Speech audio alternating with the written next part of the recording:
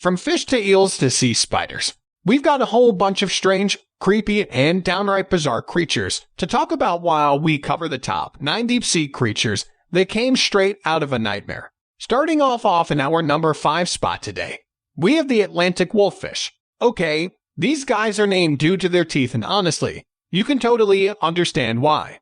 On both the upper and lower jaw, they have 6 sharp and strong teeth that honestly would freak anyone out because of how strong their teeth are. They tend to eat hard-shell creatures like crustaceans and mollusks, and they also are important to keeping the sea urchin and green crab population in check. The wolffish like to stay mostly in one area and tend to live in near-freezing temperatures.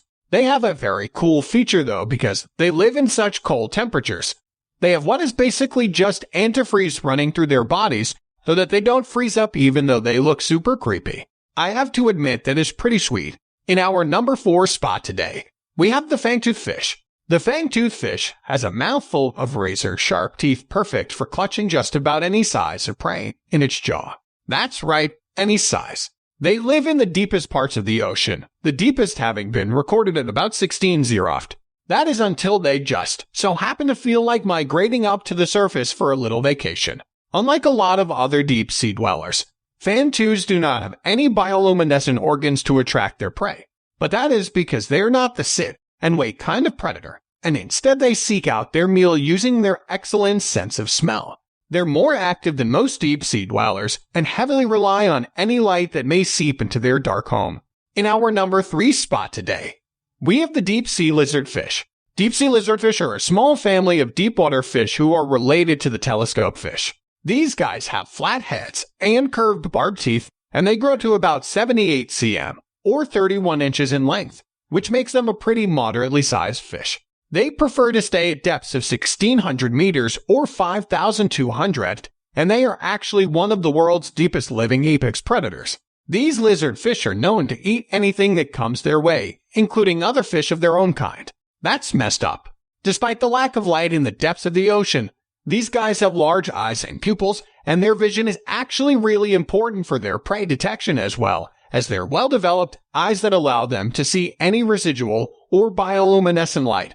Not a lot is known about their reproduction habits, but one thing that is known is that the deep-sea lizardfish have both male and female reproductive organs, which is thought to be an adaptation to low population density. In our number 2 spot today, we have the faceless cusk eel. Anything that's called faceless certainly can't be good, and this eel is absolutely no exception. These guys don't have a face, and they honestly look like the dementors of the deep sea. The first time one of these was found was in 1873 when oceanographers aboard the HMS Challenger discovered it.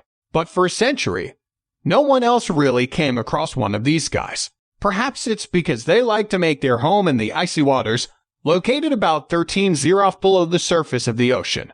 Just a few years ago, when these guys were sort of rediscovered, one of the leaders of the expedition, Tim O'Hara, told The Guardian that, quote, "It looks like 2 rear ends on a fish."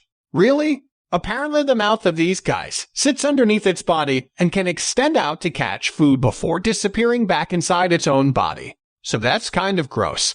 It's kind of cool. In our number 1 spot today, we have the hagfish.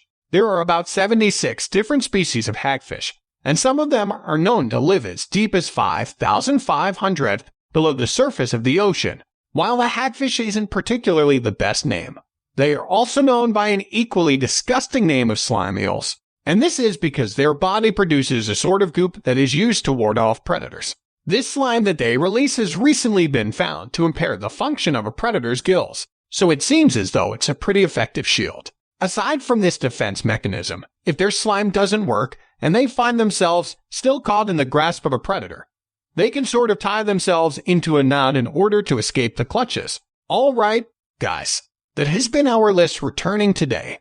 Thanks so much for checking it out.